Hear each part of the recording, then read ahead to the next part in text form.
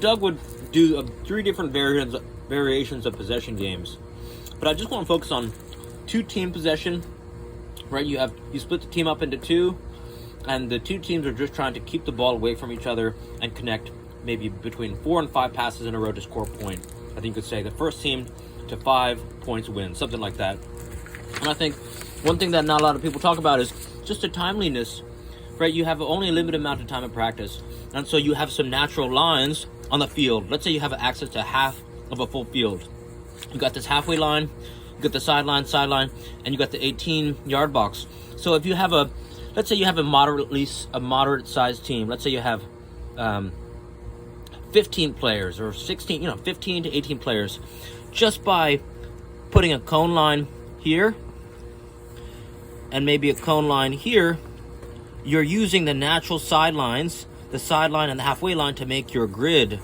So this is going to save you time just setting up cones. It's like one less thing you got to do. If you got a bigger team, maybe up to 20 players, 22 players, then you could extend this cone line, right? So you could use the halfway line, and then you could use, right, the 18 and both sidelines, and now this becomes your grid.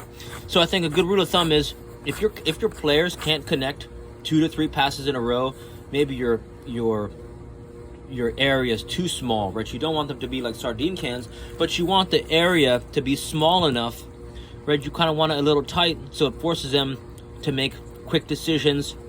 And then when one team is attacking, they try to utilize, they spread out, right? They're utilizing the whole area of the field. So this is just some things to be aware of, right? I can't tell you the exact specific size of your possession area, but you start to develop an awareness over time based on, whether or not the team can just connect 4 to 5 passes to score a point. And so I would not put restrictions as you're just starting this game, right? Some coaches, when they do possession games and they restrict the touch count, they'll say, okay, 2 touch, you only get 2 touches to play.